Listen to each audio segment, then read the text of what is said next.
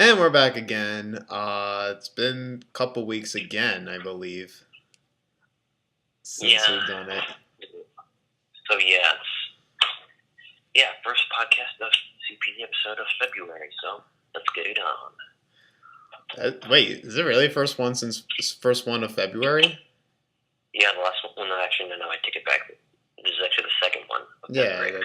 that's exactly. I thought we'd done it in February this month. But yeah, either way, we haven't really dwelled on the Elimination Chamber results from last Sunday, so we might as well get into this whole show. The first match that happened, I believe, was Becky Lynch and Mickie James. That was one of the first few matches. I believe, yeah, no, that was definitely the opening. I remember. Okay. I thought, from how this match was looking, this was like, it was getting pretty good. Like, I was enjoying a little bit of the match. The only thing, though, I feel like Mickie James should have won here, to be honest. Like, this was like her first match back, and I know she was trying to put over Becky and, putting over the young talent, but like, I feel like you should really establish Mickie James, like first kind of establish Mickie James, like, since it was technically her first match back on the main roster. Mm-hmm. I feel like they should have had her win here. And then maybe on the SmackDown or a WrestleMania, like, Becky gets her revenge on Mickie or something like that. And then that way, Becky could really get over if she beats like a women's champion like Mickie James at a stage like WrestleMania. I feel like that could have made a little more sense. Yes, it could have, but we'll never really know at the moment. Yeah. I don't know, but either way, it was what it was. Then you got Kalisto and Apollo Crews defeating Dolph Ziggler, and this just doesn't make any sense in a way because Dolph Ziggler's supposed to be the heel, so why is he the one getting outnumbered by Apollo Crews and Kalisto in a handicap match? Oh, what do you mean? Like, he's a heel, so why is he the one taking on two other guys? Like, why is he the one at disadvantage if he's a heel? That makes no sense. Change the status quo. It doesn't make any sense though. There's no explanation for that. Like, he's supposed to be the heel, so why is he at a disadvantage? It's not like everything is given to the heels either. It was just stupid. And Ziggler loses, and it's like, well, why, like, are you trying to build him up as a heel and then, like, having him lose constantly to Kalisto and Apollo Crews every week? Like, because with Dolph Ziggler losing more, you make him seem like a babyface, so you feel bad for him that he's losing. Yeah, but he's supposed to be a heel. Like, it's not like they're trying to build him up as a babyface, a sympathetic babyface. He's a heel and he's losing all the time. I feel like ever since he turned heel, he's been losing. He hasn't won a match. Well, apparently Ziggler has an invisible Money in the Bank briefcase on him, and he just doesn't realize it. Probably. What was it? Then the tag team turmoil. American Alpha retained. I didn't watch this match. Because I didn't really care for it. They really haven't done that much with American Alpha being tag champs, which is a shame. I know, right? They're one of the best teams in WWE today and NXT. Yeah, once they won the tag team titles, well, it's not necessarily them, but more or less the number of the booked opponents that they have, because everyone, except for the Usos, I guess, are just basically jobber tag teams that no one can take seriously because they've been deep pushed unless they come up with the main roster, like the Ascension, for example. Exactly. Like American Alpha could be a great tag team. It's just like they don't give him like screen time to do anything, like no promos, no backstage segments, no anything like that, no nothing to like build up a rivalry between any of the teams on SmackDown, just nothing. They're just there. I don't get it. Just that's why I didn't care about this.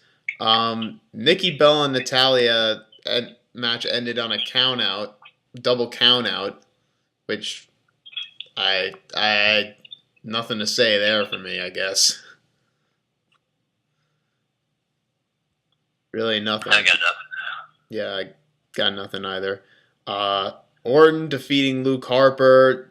This is a match that's SmackDown quality, not pay-per-view quality. Because Well, I've heard that people said that this match was actually quite good, if not really good, and solidified Luke Harper as a good competitor against guys like Orton.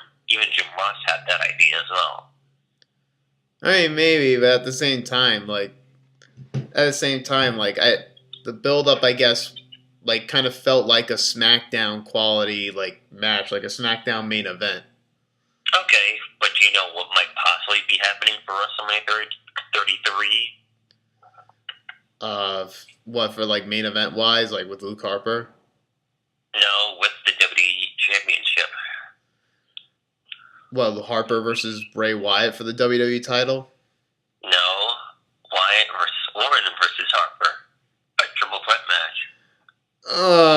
But does that really help though with how big of a WWE Championship match at a WrestleMania it feels? Does it really help though? I don't think so. It helps for the story because Bray Wyatt is champion. Orton doesn't want to face Bray Wyatt for the title. Yeah, but it doesn't. But it still feels like a SmackDown feels like a SmackDown pay-per-view main event like match. It doesn't feel like It doesn't feel like a WrestleMania WWE title match. Yeah, true. And Luke Harper is after Bray Wyatt after what happened on SmackDown, so it makes sense for Orton to be in there to help protect Bray in the midst. I understand that, but at the same time, it doesn't feel like a WWE Championship match at a WrestleMania. Like it doesn't feel like a worthy match. Well, it's certainly not going to be Bray versus Taker 2. Oh no! But let's get into the Oh wait, no. I was gonna say let's get into the Chamber, but there was the Women's Championship match. Naomi finally winning the championship and beating Alexa Bliss. I was shocked that I actually didn't think they were going to give Naomi the championship here, but neither did I. But I was surprised. I was surprised that they actually did. But I mean, it's kind of indifferent for me because I appreciate the fact that they finally give her due of being the women's champion, but it didn't feel right. It didn't feel like the right moment to do it. Yeah, because the way Naomi's been being booked, it seems like she's been kind of neglected. But then again, think about it. Hey, it's Black History Month, so why not do it now? I don't know, man. I don't know. Yeah, that's really not. It's really not just just because it's Black History Month. Like, okay, if that was the case, then Big E would be WWE champion by now or Universal champion by now. Yeah. Like it doesn't just to say because it's Black History Month. It doesn't make any. It's not an excuse. Nor is it a good reason either. It really isn't. But I mean, I'm not saying Naomi doesn't deserve it. She does. She definitely does. I'm happy that she won the women's title, but I feel like it wasn't the right moment to do it. I can agree. But now we get into the Chamber. Oh my god. Okay, first I need a comment about about how the Chamber looked and the new design. Because I really, really got a rant on this shit. I really Oh do. boy. First I saw the picture on Twitter of what the chamber was going to look like. And at first I was a little like, I mean, alright, you know, I'm not feeling it right now, but I guess I'll see when the pay-per-view, when the match actually starts to see how the whole thing will look. I wasn't a fan of it at first, and then when I saw it, I really started to hate it. So you build this up and you say, "Oh, the Elimination Chamber, 2 miles of chain." You know, like this is the brutalest match in history, and the steel crates on the bottom are padded, fucking padded in like mat padded. There's no steel crates on the bottom like there was before. That pissed me off. That really did. Okay. Well, the reason why they did that was to help prolong the rest of their careers, but I got a better idea. It was like, okay. I was like, okay. Triple H and Chris Jericho fought in that chamber so many times and landed on those crates so many times, and they're still wrestling today.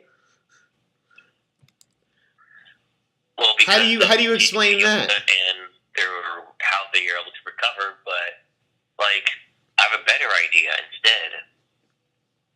And that is and get rid of the Elimination Chamber altogether, because I know, like if you're not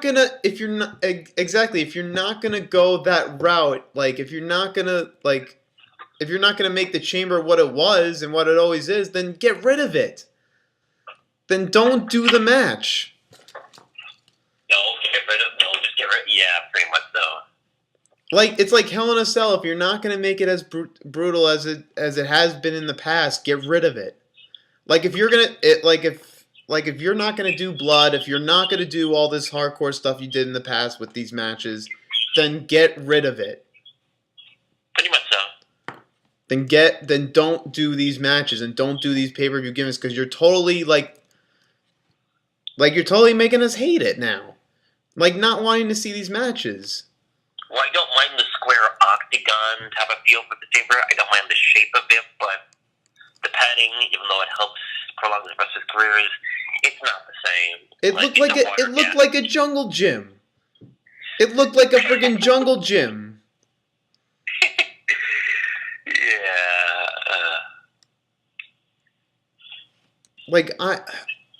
Oh my god, how are we gonna take the Elimination Chamber seriously and make it like a brutal structure if this is the way you're gonna be presenting it? It is not. You just really toned it down and really like this is the wuss chamber in my mind. This is the wussy chamber. Hey, when it comes to that chamber, I've only got one word to describe it, and I'm gonna spell it out for you. S-A-W-F-T. Soft. Definitely, it's definitely soft. But get rid of it. Just get rid of it. You don't need it. WWE doesn't need it. Really don't. If you're not gonna go that. If you're not gonna go all the way. If you're not gonna go all the way, then don't do it. If you're just gonna half-ass stuff like this, then don't do it. I wouldn't be surprised if there was some padding in the Hell in a Cell match this year. I wouldn't be surprised either. After what they did to the chamber, I wouldn't be surprised. Yep. But now we go on to the chamber match itself. Baron Corbin was the first one eliminated, which I wasn't a fan of. Because it's he lost yet again. He loses with a freaking roll up, like they always do with these with babyface wins. Well, at least it's not Dolph Ziggler. Most of the time most of the time today, baby faces are winning with roll up wins. Yeah, it's come on. Wait, does not make the faces the heels, kind of, because they can't win with their finishers, so they rely on a small tactical move to try and get the win. I know, right?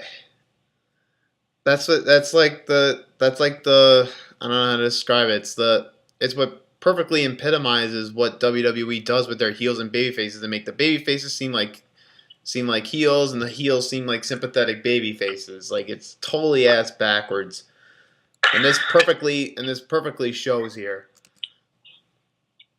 Then you have Miz. I think Miz eliminates Dean Ambrose after Baron Corbin like totally like destroys Ambrose. Through that pod. And then I believe Cena eliminates Miz after 1 AA.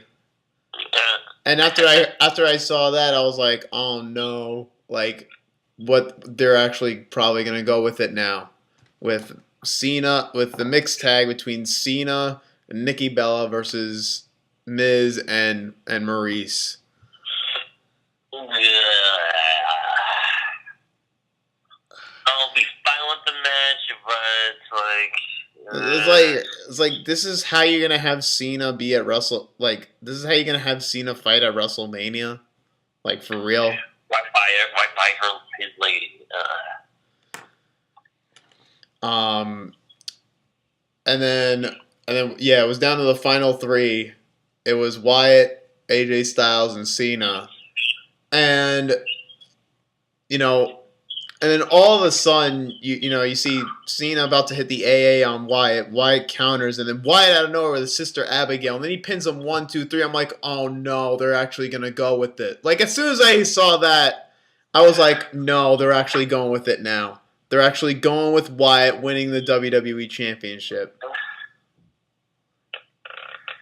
Yeah. And it's like, I don't understand. Why? Like, how does the guy lose pay-per-view after pay-per-view, rivalry after rivalry when it matters, and now all of a sudden here he is eliminating John Cena clean and winning the WWE Championship after pinning AJ Styles? Well, no. When I saw that Wyatt wasn't able to see Elimination Chamber, when I saw the picture that Bray Wyatt wins the WWE Championship, I laughed. I had a serious laugh. Okay, he lost to Cena, WrestleMania. He lost that rivalry with him. He lost to Taker at Mania. He lost in almost every single rivalry he's ever been in. He's lost to Roman Reigns. He's lost to Roman Reigns. Yep. He's lost to so many people. He's lost when it mattered. Like it. And he even like gets buried by Rock and Cena at WrestleMania 32 last year. Well, that was Eric Rowan, but at the same time, they were like they were just like beaten down by The Rock and Cena at WrestleMania. Yeah. And now all of a sudden, like he gets buried by Cena time after time after WrestleMania 30. Now all of a sudden he's pinning Cena in the chamber, and then even on SmackDown, in the triple threat match for the WWE title, he pins Cena again. Like how does that happen? Wait, Mike. Cena said something to Wyatt while he was pinning him. Wait, what? Cena said something to Wyatt while he was pinning him on SmackDown. What do you mean he said something to him? Yes, he said something to Wyatt while he was pinning Bray Wyatt. I mean, while Cena was being pinned by Wyatt. And what was that? That you are now a proper champion. Oh God, even Cena doesn't even know what he's talking about. Now you're a proper champ. You buried this guy for 3 fucking years. Bray Wyatt can't even beat Cena. Like for 3 years he couldn't even beat Cena clean. And now all of a sudden he does it. Like it doesn't make any sense. There was no build up towards this whole thing. Nothing whatsoever. And apparently you and RTR Central are both in the same club, because it seems like almost everyone else is kind of on board in a sense. Like with McMahon and Tubby. This just epitomizes what WWE thinks. Like, this is like their whole thinking process. Is like they know they screw up on their young talent, and then all of a sudden they're like, oh my god, we don't have any more people to be WWE champion. Let's just throw a guy that we thought was great like 3 years ago, but then we decided to dump him and bury him. Now let's just put him as WWE champion. Like, that's their whole process. Yeah, it's stupid, it's dumb, it's ridiculous. And now we're supposed to take Bray Wyatt seriously as WWE champion. I can't even. And now they're leaning towards Bray Wyatt, Orton, and then maybe you said Bray Wyatt, Harper, and Orton, but it still doesn't feel like a wrestling. Like, I don't know, man. Yeah, but don't forget on SmackDown. I feel like I have to sit this Mania out for the first time. I'm really not liking. I'm really not liking how this is going. It's only one match, but like, don't forget on SmackDown, Orton said to him at the end of the night after he came out, like, I'm not gonna face you, Bray Wyatt, at WrestleMania. Well, that's not. Well, obviously he's gonna. There's gonna be a point where Orton's gonna turn on him. It's telegraphed. You could pretty much see it. It's pretty predictable. I got nothing to really say about that. I'm just kind of moving forward with it to see how it all turns out. I don't know, man. I'm not liking how this is going. I'm not liking how they're setting up WrestleMania. I'm not backing out of WrestleMania, but still, there's only one match. One match out of all the matches for WrestleMania 33. That what you want to see? Not necessarily see, but just in general. That's just one match of many other matches on the card. But I mean, still, but also they're what it looks like. They're pretty much gonna go with Cena and Nikki Bella versus Miz and Maurice. And is that really a match? That's not really a match I want to see either. I'll find a way to enjoy it, but yeah, it feels like ever since WrestleMania 32 and somewhat with WrestleMania 31, I'll say starting at WrestleMania 32, WWE is kind of booking WrestleMania in their own eyes. It's gonna be our WrestleMania, not like WWE Universe's WrestleMania, or just a WrestleMania that everyone can enjoy. But no, it's gonna be a WrestleMania that only us, creative, Stephanie, Triple H, somewhat Shane McMahon, and Vince can all enjoy together.